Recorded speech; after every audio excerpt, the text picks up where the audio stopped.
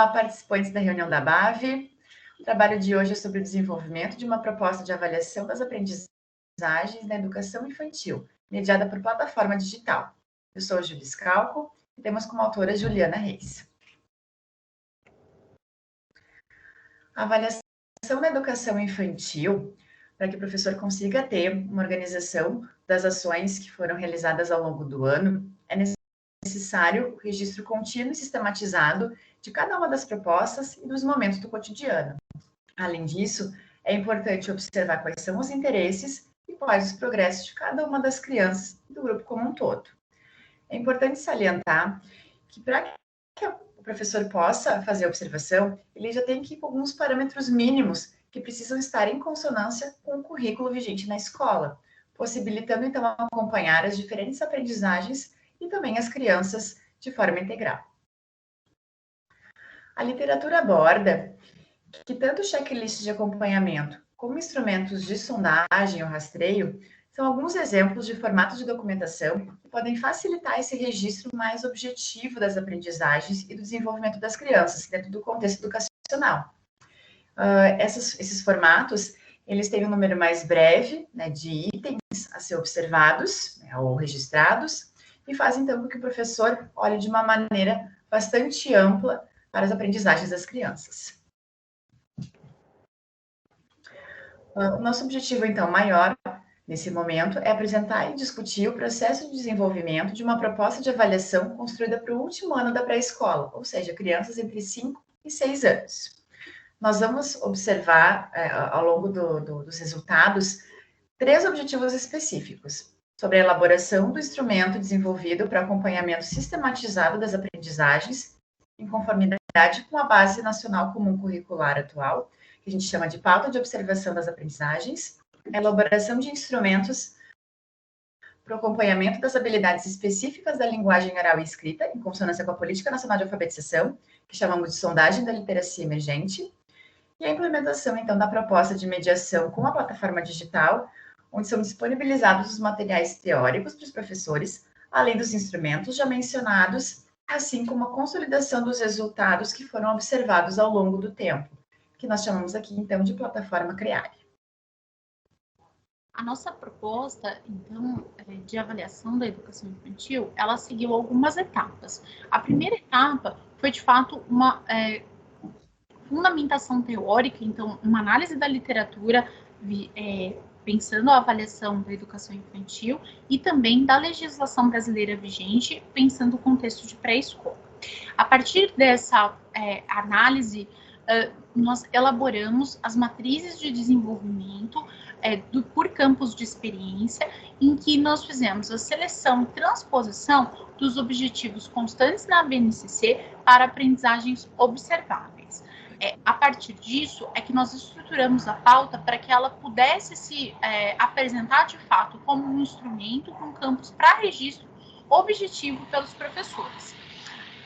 Um outro momento foi a elaboração da matriz de fundamentos da literacia emergente, em que nós também fizemos a seleção e definição das habilidades de linguagem oral e linguagem escrita que que teriam o desenvolvimento monitorado ao longo da proposta avaliativa. A partir da matriz, nós elaboramos os instrumentos de literacia emergente, que são os cadernos com atividades para realização individual pelas crianças.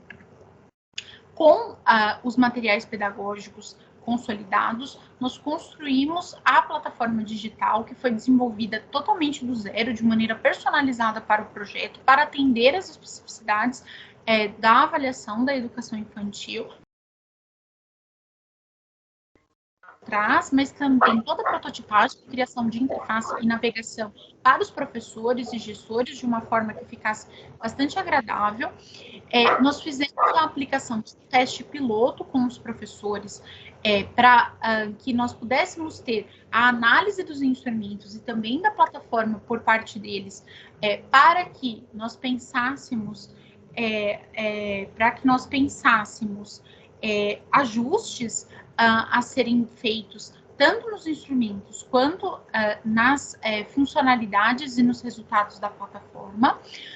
E, por fim, nós fizemos uma primeira implementação com a aplicação da proposta já em algumas redes, tanto públicas quanto privadas de ensino.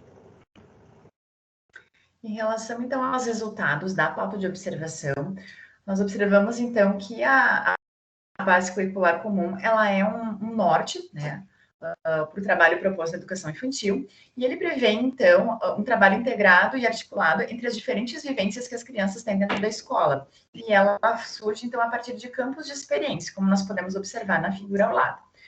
Então, cada uma desses cinco campos de experiência, eles estão interligados em todo o fazer pedagógico no cotidiano infantil. A partir, então, dos objetivos que existem na base curricular comum, surgiram as matrizes de aprendizagem e desenvolvimento. Foram, então, compiladas 29 aprendizagens que fossem possíveis de serem observadas e registradas pelos professores. Aqui vocês veem, então, como é que essas matrizes foram estruturadas dentro da pauta, né? Então, aparecem as aprendizagens no canto esquerdo e na parte direita, então, onde o professor vai preencher. Aquela criança que está, por exemplo, com desenvolvimento mais inicial das habilidades, aquela criança que já está conseguindo um desenvolvimento um pouco mais avançado, até então chegar aquelas crianças que têm já uma aprendizagem consolidada em relação a cada uma das aprendizagens. Em relação, então, à sondagem de literacia emergente, a Política Nacional de Alfabetização, ela entende essas habilidades prévias à alfabetização, né, como facilitadoras do processo de apropriação da linguagem escrita de modo proficiente. Então, ao longo da educação infantil, vão sendo desenvolvidas habilidades que podem auxiliar nesse processo. Então, a matriz de fundamentos da literacia emergente, ela foi organizada em 10 habilidades de linguagem oral e escrita. Então, 5 para cada um desses aspectos que estão apresentados na tabela ao lado. Essas habilidades, então, elas foram organizadas em cadernos diferentes, justamente para que o professor pudesse aplicar em dias diferentes, se não ficasse, né, uma aplicação muito grande, né, um tempo muito grande de atividade para as crianças. Então, o primeiro caderno são as hipóteses de escrita, né, como escrita do nome, por exemplo. Caderno do aluno 2, consciência fonológica, como rimas. Caderno leitura e nomeação, né, leitura de palavras e nomeação de figuras. E um caderno, então, para o professor, onde tem todas as orientações de aplicação e as respostas, né, os resultados, para que possa observar como as crianças foram nas atividades. Aqui nós temos um exemplo, então, de algumas das propostas que foram realizadas na sondagem de literacia emergente nos cadernos no ano de 2020. Pensando os resultados do ponto de vista do desenvolvimento da plataforma Criare, esse desenvolvimento ele teve como objetivo principal tanto possibilitar uma disponibilização dos instrumentos para os professores de forma facilitada, mas também permitir esse acompanhamento sistematizado por meio de resultados consolidados para que toda a comunidade escolar pudesse ser envolvida nesse processo. Para facilitar, então, toda a proposta avaliativa foi pensada em etapas e a plataforma foi desenvolvida pensando cada uma dessas etapas e acompanhando elas. Então, cada seção da plataforma representa uma das etapas que o professor desenvolve dentro da proposta avaliativa. Então, o primeiro passo é ele, de fato, conhecer a proposta pedagógica da avaliação. Para isso, existe a seção de conteúdo e ela disponibiliza diferentes textos teóricos, conceituais sobre a proposta, mas também manuais e vídeos explicativos. O próximo passo é o professor fazer a impressão tanto da pauta de observação quanto dos cadernos de literacia emergente. Para isso, a tela de sondagem disponibiliza esses arquivos em PDF, o professor faz o download e aí ele vai para a sala de aula aplicar as atividades com as crianças. Feito tudo na sala de aula, o professor retorna para a plataforma, aonde na tela de lançamentos, ele vai, de fato, fazer a transposição daquilo que ele marcou manualmente na pauta de observação e também vai fazer os lançamentos das respostas que as crianças marcaram nos cadernos de literacia. Durante durante esse processo, tanto o próprio professor quanto os gestores da rede e das escolas conseguem acompanhar esses lançamentos por meio da tela de status dos lançamentos.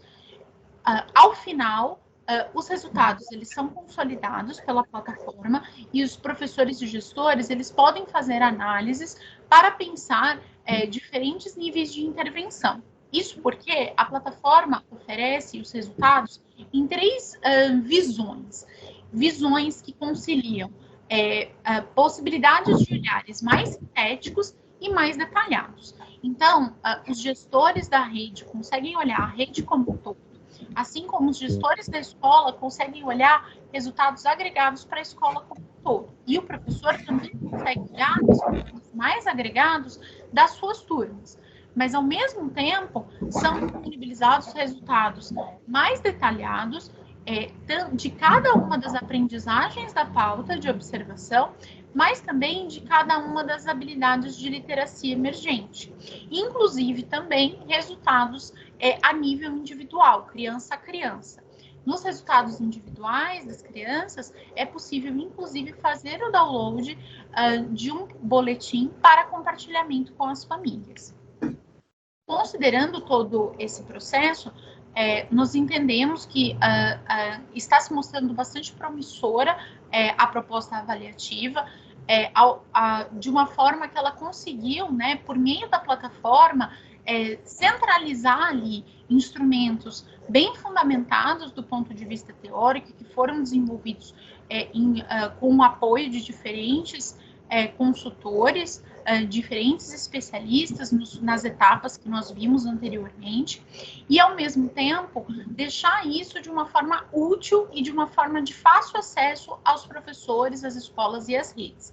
Então, nós contamos já com uma primeira implementação significativa, com 4 redes de ensino, 139 escolas e mais de 2.400 crianças avaliadas. Nesse sentido, a gente entende que a plataforma e a sua proposta pedagógica vem se mostrando interessante, um instrumento interessante para acompanhamento sistematizado das aprendizagens na educação infantil, possibilitando, inclusive, a identificação de situações de risco para dificuldades na trajetória acadêmica, para que seja possível já pensar intervenções para as crianças com dificuldades nesse momento, mas também toda uma reflexão das próprias práticas educativas executadas no cotidiano escolar, permitindo um aperfeiçoamento do fazer pedagógico dos professores e dos gestores para ampliação de novas aprendizagens. Nós observar os resultados de novas implementações e, inclusive, discutir com professores e escolas para que nós possamos qualificar os instrumentos e a plataforma cada vez mais. Nós deixamos aqui as nossas principais referências e também aqui ao final os nossos contatos. Vamos ficar muito felizes em receber mensagens de vocês. Muito obrigada. Muito obrigada. Olá, eu me chamo Daniel Kreuger de Aguiar, sou doutorando em Educação pelo Programa de Pós-Graduação em Educação na FRJ. Esse trabalho foi desenvolvido em conjunto com o meu orientador, o professor Tiago Lisboa Bartolo. Nós fazemos parte do Laboratório de Pesquisas em Oportunidades Educacionais da UFRJ. O título do trabalho é o efeito da frequência pré-escola na aptidão física de crianças. Bom, primeiro é importante nós considerarmos que o objetivo principal da educação infantil é a promoção do desenvolvimento nas dimensões cognitivas, afetivas, socioemocionais, né, e motoras, e que essas dimensões elas estão interrelacionadas. Outro ponto é que os estudos que investigaram o impacto da frequência na educação infantil apontam para um efeito positivo no seu desenvolvimento cognitivo, socioemocional, a curto e longo prazo, que destacam também a importância da qualidade de infraestrutura e de processos na pré-escola e, especialmente, que esses resultados são mais expressivos para as crianças oriundas de família de baixo nível socioeconômico, em situação de vulnerabilidade social. Uma outra questão em relação aos estudos que procuram estimar o efeito da escola é que a maioria dos estudos tende a analisar as dimensões cognitivas do desenvolvimento. E em menor quantidade, existem estudos que analisam as dimensões não cognitivas. Dentro das dimensões não cognitivas relacionadas à saúde, existem mais estudos tentando analisar o efeito da escola no tabagismo e no uso de substâncias ilícitas, especialmente em adolescentes ou crianças que frequentam o ensino médio. Em relação a crianças mais novas, da etapa pré-escolar, existem alguns estudos que analisam a intervenção, programas voltados para o desenvolvimento de habilidades motoras. Porém, eles não refletem exatamente o efeito da pré-escola, porque são intervenções de atividades extracurriculares. Então, nesse sentido, esses são alguns dos motivadores para que nós desenvolvêssemos o nosso estudo. Assim, considerando os benefícios já amplamente divulgados que estão relacionados com a aptidão física, resultados em saúde, menor risco de desenvolvimento de doenças metabólicas, menores riscos de doenças cardiovasculares, bem-estar mental, associação com desempenho cognitivo.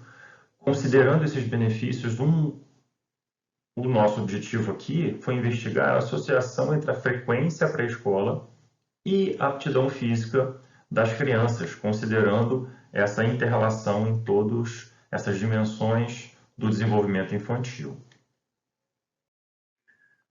Mas o que seria a aptidão física, então?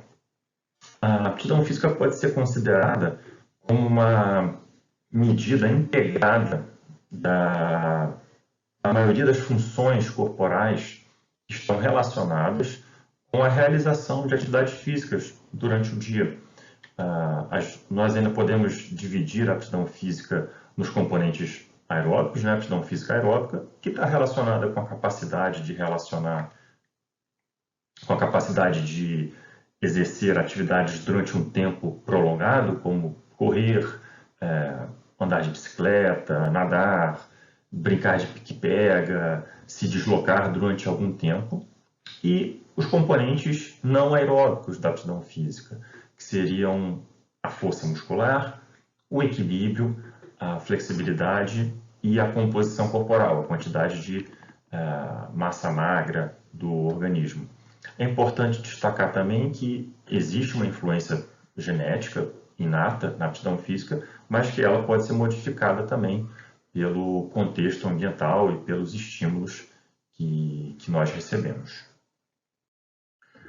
Agora, sobre o estudo que nós estamos apresentando, o desenvolvimento hoje, ele faz parte de um projeto maior desenvolvido numa cidade de grande porte que analisa o desenvolvimento global das crianças ao longo dos 2 anos da pré-escola e os processos escolares e infraestrutura que estão associados a esse desenvolvimento. Nós temos 3 ondas de coleta de dado, com 2 ondas no primeiro ano da pré-escola e uma terceira onda de coleta de dados no segundo ano, ao final do segundo ano da pré-escola. E nessas ondas foram coletadas informações sobre desenvolvimento cognitivo, desenvolvimento motor, aptidão física das crianças, além de dados contextuais e informações também sobre desenvolvimento socioemocional, mas o estudo que nós vamos apresentar hoje, ele diz respeito especificamente ao primeiro ano da pré-escola. O instrumento que nós utilizamos para avaliar a aptidão física foi o teste Sentar e Levantar, criado aqui no Brasil pelo Dr. Cláudio Gil Araújo. Esse é um teste de rastreamento que ele avalia os componentes da aptidão física não aeróbica. Ele tem uma escala ordinal, que vai de 0 a 10, e ele avalia as duas ações, a ação de sentar no solo e a ação de levantar do solo. Cada uma dessas ações, o indivíduo, a criança, inicia com 5 pontos, e ela vai perdendo pontos caso cometa algum erro. Por exemplo, se ela utilizar um apoio ao sentar no chão, apoiar a mão no solo, ela perde 1 ponto, então ela estava com 5 e fica com 4. Se ela, ao se levantar, não utiliza nenhum apoio, mas se desequilibra, então ela perde meio ponto. Então a nota dela final seria 8,5, porque ela tirou 4 para sentar e 4,5 para se levantar. Dessa forma, somam-se as duas ações e nós temos um score final. É importante a gente mencionar que nessa faixa etária existe um efeito teto, né, nas crianças, porque é uma ação que ela é executada muito facilmente. Isso nos indica que nós não conseguimos diferenciar muito bem aquelas que atingem a nota máxima.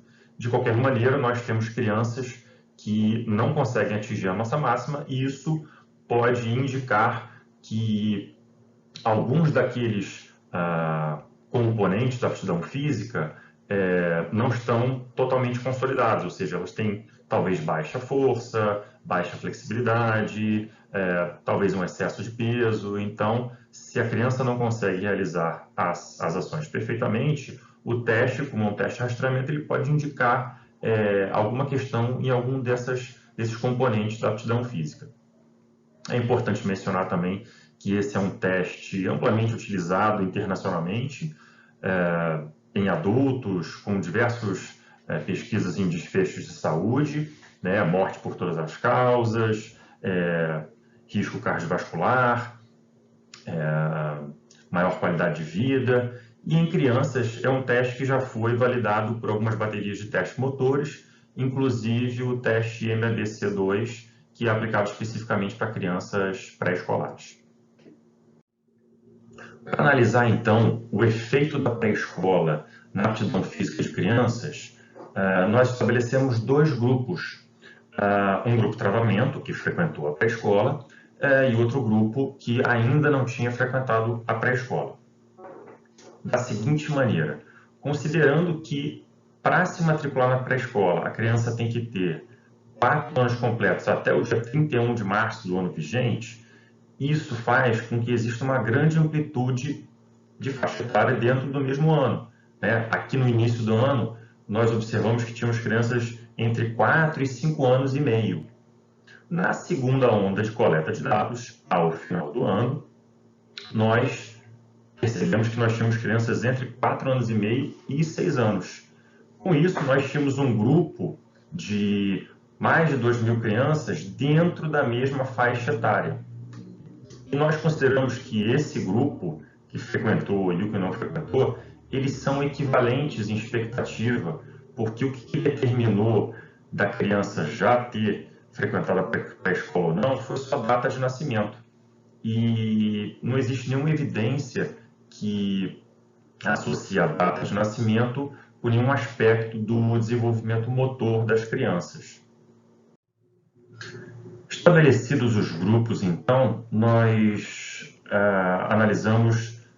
utilizamos o teste Mann-Whitney para a diferença entre os grupos, a escala ordinal do TSL, e o que nós observamos aqui no nosso modelo principal, considerando todos os grupos, é que as crianças que frequentaram a pré-escola tiveram um resultado superior no TSL, com um effect size de 0,13, um effect size considerado pequeno. Pensando que a idade é um fator muito importante, né, em relação ao desenvolvimento infantil, que está associado com o desenvolvimento das crianças, nós replicamos os modelos utilizando grupos menores, né? Aqui 4 anos e meio, 4 anos e 9 meses, e aqui 4 anos e 9 meses e 5 anos, né? E nós encontramos resultados que apontam para a mesma direção, né? Aqui, nas crianças mais velhas, não significativo, mas nas crianças mais novas, dentro desse grupo, um effect size de 0,20, indicando que a frequência pré-escola está associada positivamente com o desempenho da aptidão física. E no nosso modelo, com grupos com uma diferença de máxima de 2 meses, né, nós também encontramos o resultado na mesma direção, onde aquelas crianças que frequentaram a pré-escola tiveram um resultado superior no teste de sentar e levantar. Nós também estimamos uma regressão linear multivariada, com a variável dependente do desempenho no teste sentar e levantar, controlada pela frequência pré-escola, idade, sexo e nível socioeconômico das crianças. E o que nós observamos é que, controlado por todas as variáveis, existe um efeito positivo da frequência pré-escola no teste sentar e levantar, e na idade não existe diferença significativa, o que reforça que os modelos utilizados antes conseguiram controlar o fator idade. Em relação a sexo, as meninas tendem a ter um resultado superior no teste e não foi identificada diferença significativa no nível, em crianças de nível socioeconômico diferente.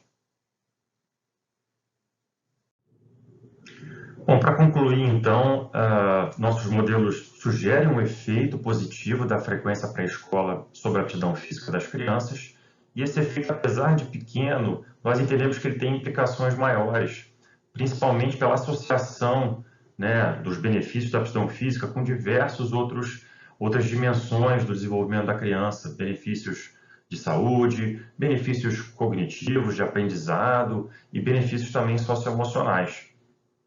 Nós entendemos também que esse estímulo a ser mais fisicamente ativo, né, ele tem uma relação futuro. As crianças mais ativas tendem a ser adultos mais ativos. Um dos mecanismos que talvez estejam por trás desse resultado é que durante a pré-escola existe uma rotina mais estruturada, com mais movimentos, brincadeiras, deslocamentos num espaço seguro, com brinquedos adequados ao desenvolvimento motor e também um menor tempo de exposição à tela, algo que que atualmente acontece mais. Então, estando na escola, né, ao se deslocar para a escola, a criança tem toda um grau de oportunidades que os levam a ter uma rotina mais estruturada do ponto de vista do movimento. E isso reforça a importância, né, em consonância com os parâmetros nacionais de qualidade de educação infantil, do investimento numa infraestrutura adequada para que as escolas, né, sejam capazes de permitir mais experimentação motora e de movimento das crianças. Além disso, nós sugerimos que as pesquisas também devam considerar outros aspectos do desenvolvimento infantil, além somente do cognitivo. Agradeço aqui a Mavi pelo espaço, agradeço a participação de todos e estou disponível para quaisquer dúvidas. Muito obrigado. Olá a todos, todas. Eu me chamo André Augusto Couto. Eu sou aluno do doutorado em Educação na Faculdade de Educação da Universidade de São Paulo. Falo de Belo Horizonte, que é o lugar onde resido atualmente. Em primeiro lugar, eu gostaria de cumprimentar os meus colegas de congresso, os associados e a diretoria da BAV pela realização deste congresso, desta reunião, na qual sempre são discutidos temas relevantes e seminais para o contexto educacional brasileiro. O artigo que eu vou apresentar nesta reunião tem um título anunciado neste próximo slide: Monitoramento do acesso à creche em municípios do Brasil, possibilidades a partir de variáveis sintomáticas. Eu gostaria de observar 3 aspectos importantes neste título que vão nos ajudar na nossa discussão: monitoramento, o acesso à creche e o ente federado de municípios. Quando eu falo em acesso à creche, eu remeto ao direito à educação escrito constitucionalmente. Enquanto o direito escrito, ele se transforma em norma que deve ser cumprida pelo poder público, ou seja, o Estado, investido em sua condição de guardião da Constituição, deve fornecer condições para que a população, os cidadãos brasileiros, tenham acesso à instituição escolar. No caso, creche, pré-escola, escolas de educação básica como um todo. Neste caso, especificamente, o acesso à creche está destinado às crianças de 0 a 3 anos. Portanto, é direito deste grupo etário frequentar instituições de creche em municípios do Brasil. Quando eu chamo a atenção para o aspecto município, eu falo do ente federado constituído constitucionalmente na obrigação de ofertar e fornecer condições para que as crianças de 0 a 3 anos frequentem as creches.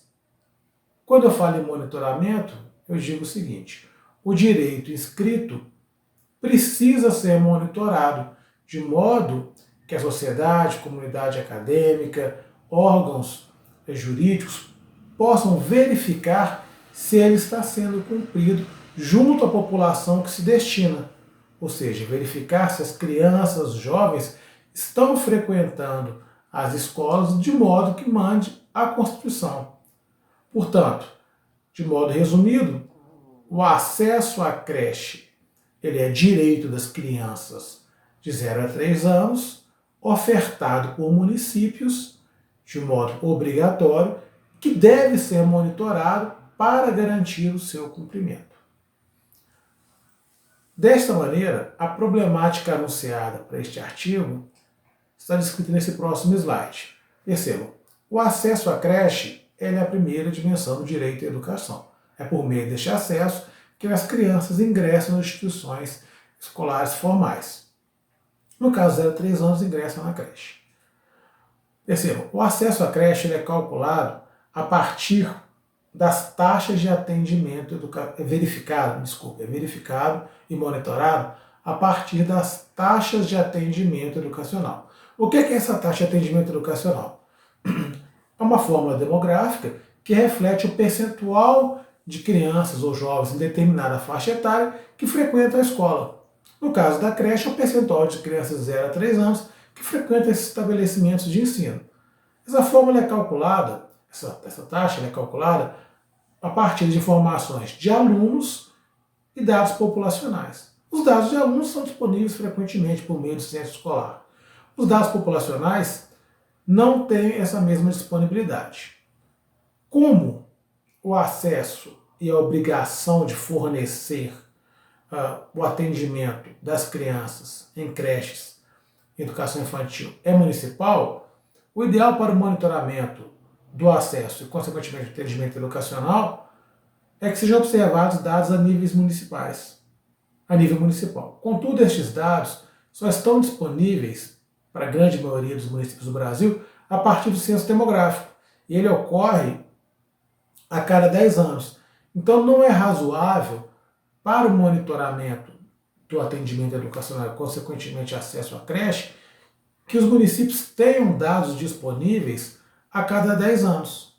É certo que a PNAD tem uma contribuição muito importante, porque ela divulga dados desse atendimento educacional, que ela chama de taxa de frequência escolar, taxa de escolarização. A literatura é muito vasta nessas nomeações, essas denominações, mas, de modo geral, isso tem o mesmo sentido. Então, ela divulga a níveis agregados, a nível de Brasil, a nível de estados, e no nível mais desagregado, somente as capitais são contempladas, capitais das unidades federativas. São somente 27 unidades. Desta forma, 99% dos municípios do país não tem essa informação divulgada regularmente em períodos intercensitários, o que não é razoável, considerando que o acesso à creche é uma demanda urgente do Plano Nacional de Educação, que estabelece que pelo menos 50% deste público de 0 a 3 anos seja atendido em creches até 2024. Considerando essa uma demanda premente e urgente brasileira, você ter dados a cada 10 anos não contribui para o fomento nem acompanhamento deste acesso. Desta forma, o objetivo principal desse trabalho é, a ser anunciado nesse próximo slide, apresentar possibilidades de acompanhamento regular do acesso à creche, refletido no atendimento educacional, de crianças com até 3 anos nos municípios. Nós utilizamos métodos de estimação indireta de indicadores sociodemográficos. Que métodos são esses? São técnicas demográficas associadas a técnicas estatísticas que utilizam variáveis sintomáticas. O que são variáveis sintomáticas? São registros que permitem estimar o tamanho da população. Quais registros são estes? Carteira de identidade, quantitativo de matrículas, títulos de eleitor, CPF, carteira de motorista, óbitos, nascimentos e um sem número variado de informações que estão associadas a determinados grupos etários da sociedade.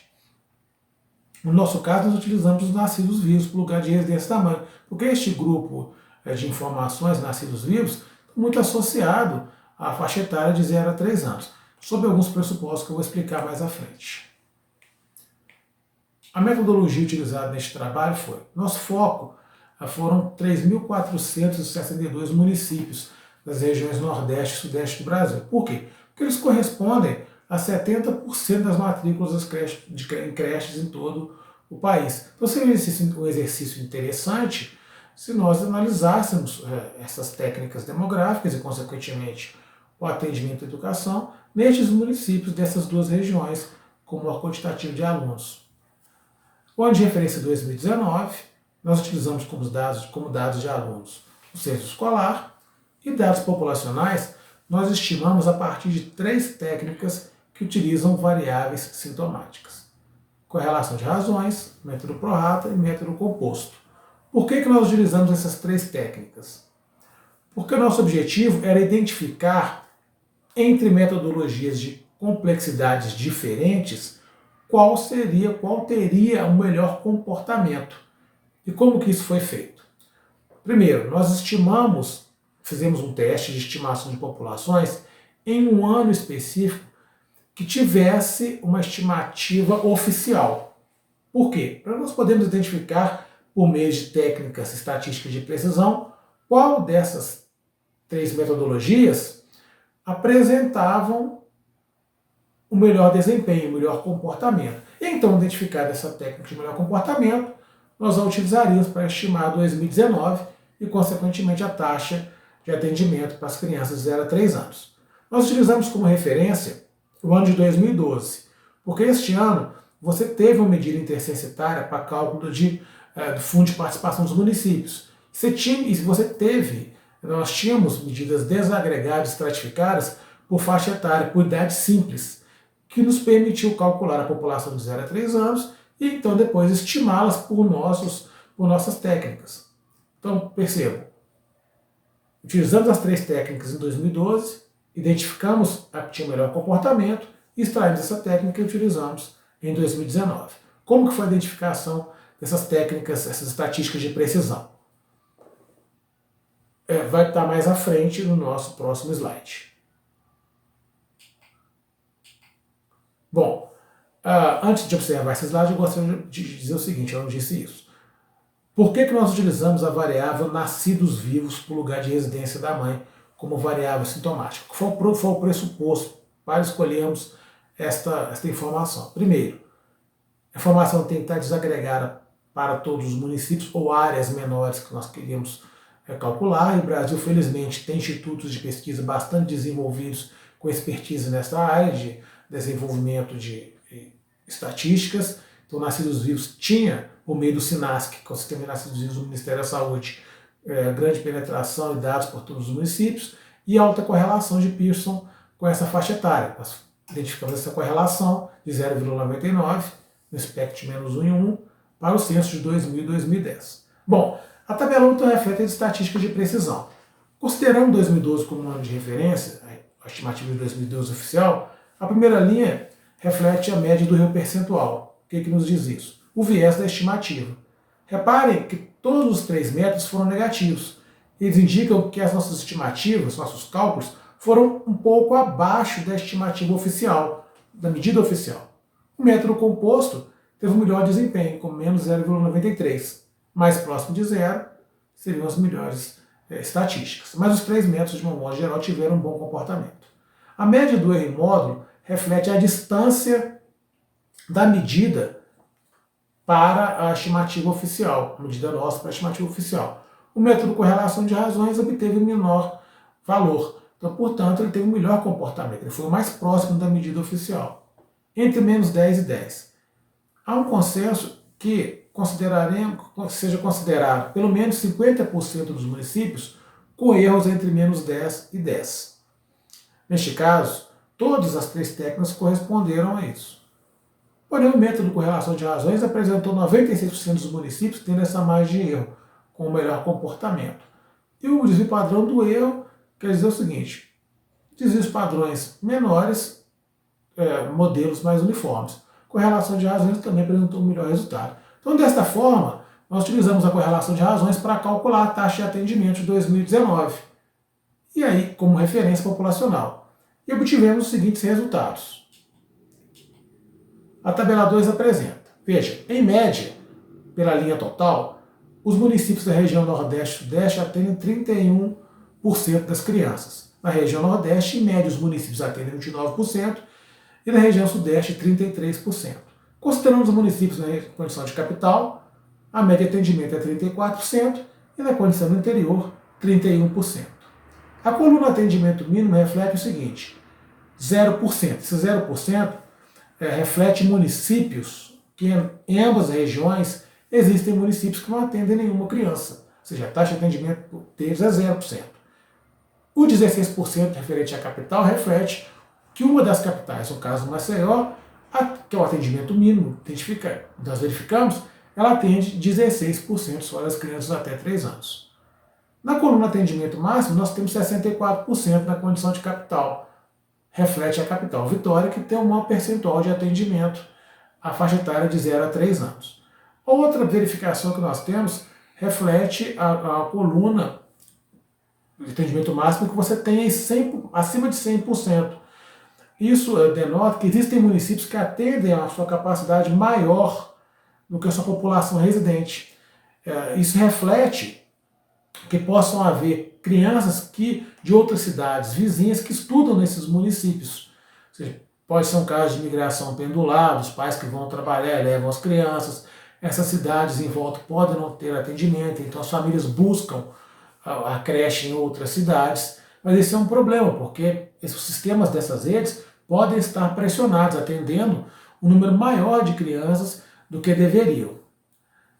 Caminhando para a conclusão, de modo geral, as técnicas utilizadas apresentaram um bom comportamento e revelam potencialidade para estimar a população de 0 a 3 anos, em períodos intercensitários, que se constituiriam instrumentos interessantes para podermos acompanhar e monitorar o acesso à creche. Os resultados evidenciaram 2 fatos preocupantes: municípios que não atendem nenhuma criança e municípios que atendem uma capacidade maior do que a sua população de 0 a 3 anos, que pode pressionar essas redes de modo a atenderem mais crianças. O sistema deles pode estar pressionado, causando maior dificuldade no atendimento da sua própria população.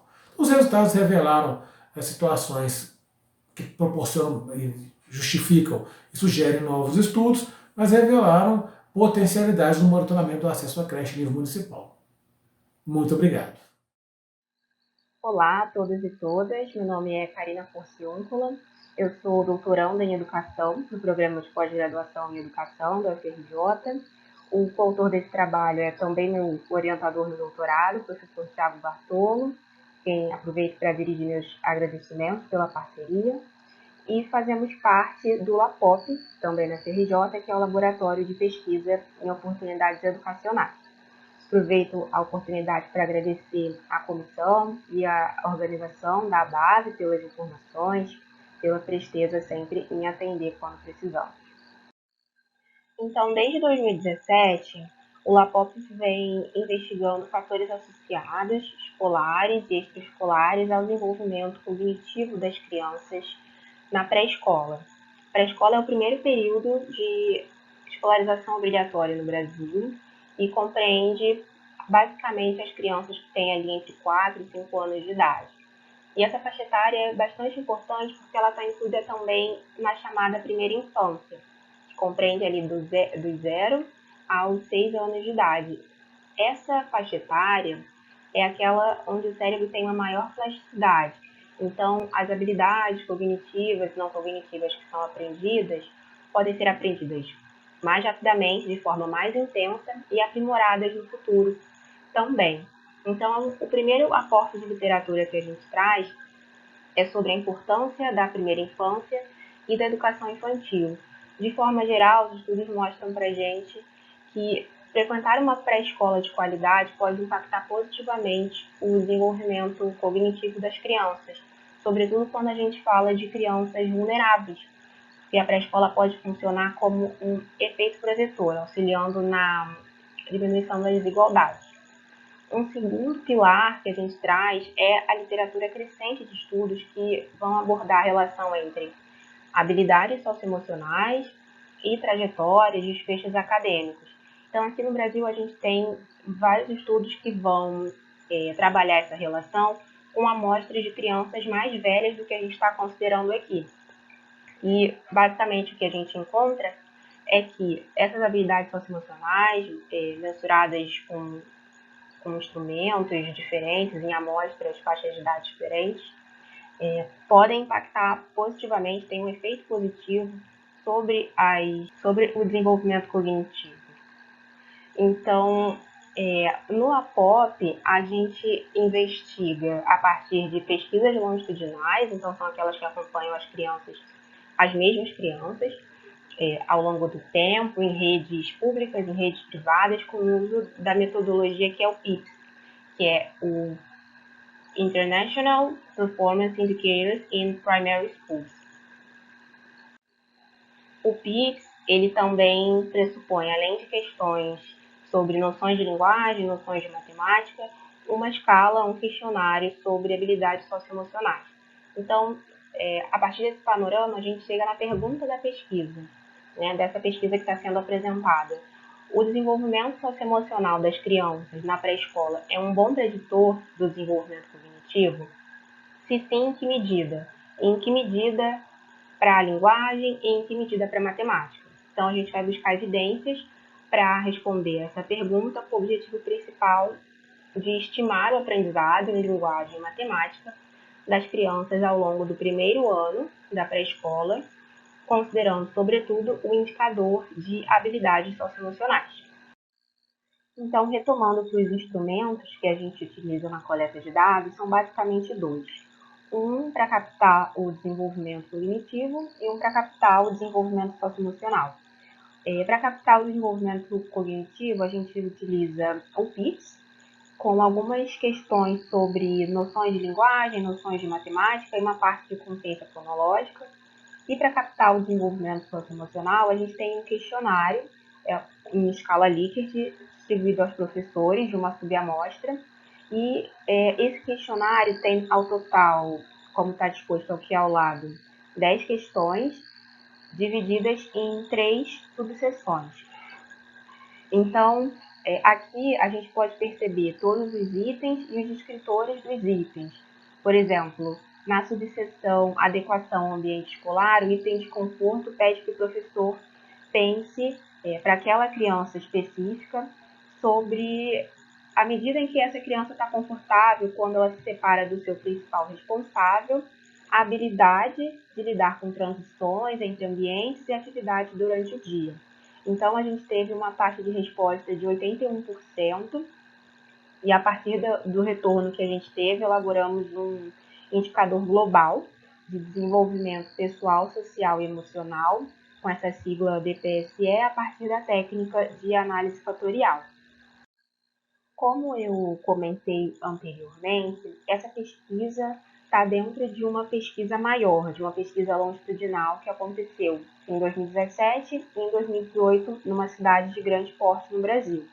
Então, a gente teve 3 ondas de coleta de dados que estão descritas aqui nesse slide. A primeira onda foi entre março e abril de 2017, quando as crianças estavam no início do pré-1, então estavam entrando na pré-escola. A gente coletou os dados sobre desenvolvimento cognitivo, questionários contextuais com as famílias e também dados sobre desenvolvimento motor. Então, eram testes de aptidão física, coordenação motora fina e coordenação motora global.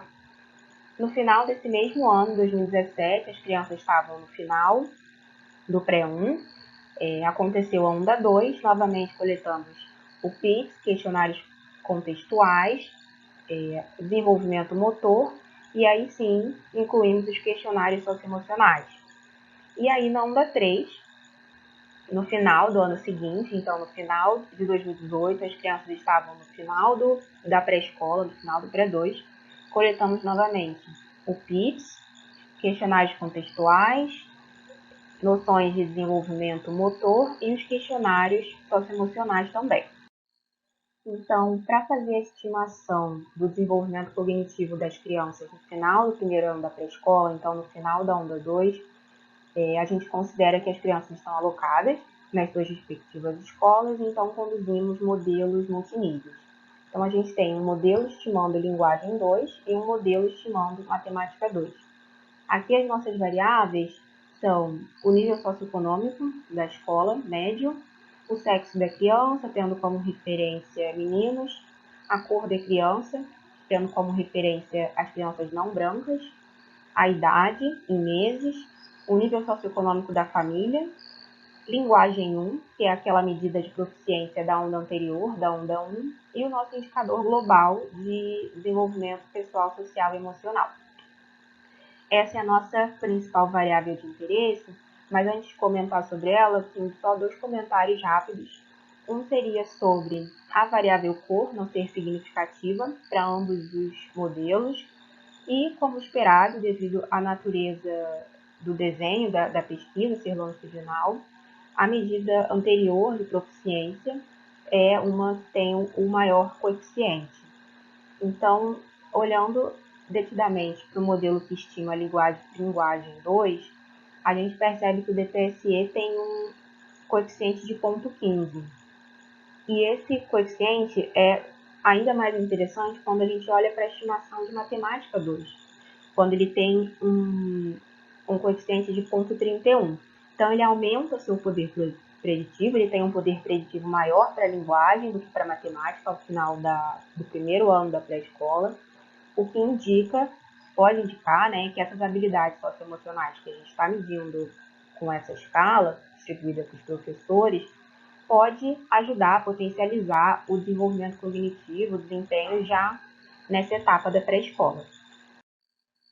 Bom, então considerando os coeficientes que a gente encontrou no slide anterior, como é que a gente poderia reportá-los de forma mais direta, né? Pensando em dialogar com as escolas, com as redes, com os professores. A gente fez 2 transformações. A primeira foi transformar esses coeficientes em effect size, uma forma padronizada, né, de reportar os resultados, que permite a comparação entre estudos que utilizem instrumentos, metodologias diferentes, e também fizemos a transformação para meses de aprendizagem. Quer dizer, essa medida vai dizer para a gente quantos meses de aprendizagem a criança teria ganhado se tivesse essas habilidades socioemocionais tão bem desenvolvidas. Então, a gente percebe um effect size para a linguagem de 0,34 e um effect size para a matemática de 0,61. São effect sizes considerados de moderados a altos. Transformando isso para meses de aprendizagem, a gente percebe que linguagem poderia ser capaz de potencializar o desenvolvimento em até 4 meses e matemática potencializar esse desenvolvimento em até 7 meses. Bom, então, encaminhando nossa apresentação para o final, a gente gostaria de ressaltar alguns pontos que talvez ajudem a elucidar as implicações desses resultados. O primeiro seria a semelhança do que a gente encontrou, do que a gente viu aqui, com resultados de outras pesquisas de outros países que também utilizam a metodologia do PIS. Então, a Inglaterra, a África do Sul, a Rússia, em modelos controlados por nível socioeconômico, por cor e por idade, por exemplo. Esses estudos, e o nosso estudo também encontra que as habilidades socioemocionais mensuradas têm um efeito positivo sobre o desenvolvimento cognitivo, seja em leitura, em linguagem ou em matemática. Então, o construto parece ser sólido e indica para a gente que merece contínuo monitoramento e atenção. Um segundo ponto seria o potencial dessas habilidades para a etapa da pré-escola. Então, a gente viu aqui que, diferentemente do que a gente encontraria, sabidamente sabemos, em etapas como ensino fundamental 1, fundamental 2, o médio e até o ensino superior, variáveis como cor e nível socioeconômico têm uma relação bastante conhecida e uma relação negativa com o desenvolvimento, o desempenho ou a trajetória acadêmica. Para essa pesquisa a gente não encontrou isso, então a variável de cor não apresentou significância estatística, apesar de ter associação negativa, e as variáveis de nível socioeconômico tiveram um efeito bem pequeno. Então, já no primeiro ano da pré-escola, a gente tem um fator, a gente tem um construto que parece ser sólido, que apresentou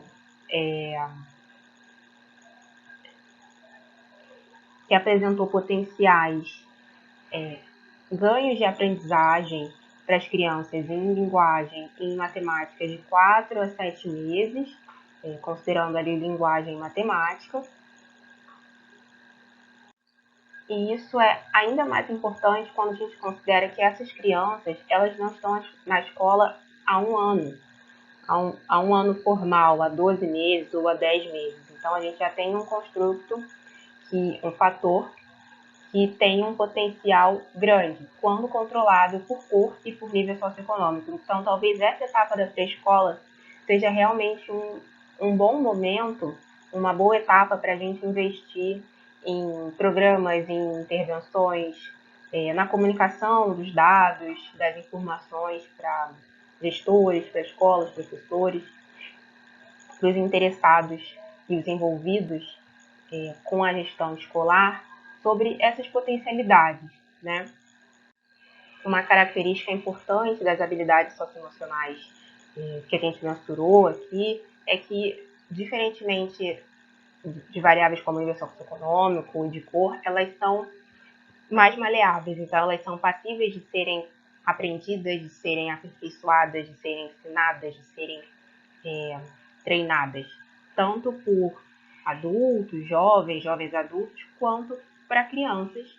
Lembrando que a gente está falando de crianças entre 4 e 5 anos dentro da chamada pré-escola, que é aquele período de uma maior plasticidade cerebral. Então, é importante que a gente fortaleça o debate, as comunicações, para que essas crianças também possam desfrutar dos benefícios desse potencial das habilidades socioemocionais, seja ainda na etapa da pré-escola, seja em etapas posteriores e na vida adulta, quem sabe diminuindo até as desigualdades educacionais. Bom, encerramos por aqui a nossa apresentação. Obrigada a quem pôde assistir. Ficamos na expectativa para o debate, dúvidas, sugestões, comentários. Deixamos aqui também nossos contatos de e-mail. Quem tiver alguma dúvida, alguma curiosidade, pode contatá-los. Teremos grande prazer em responder. Muito obrigada.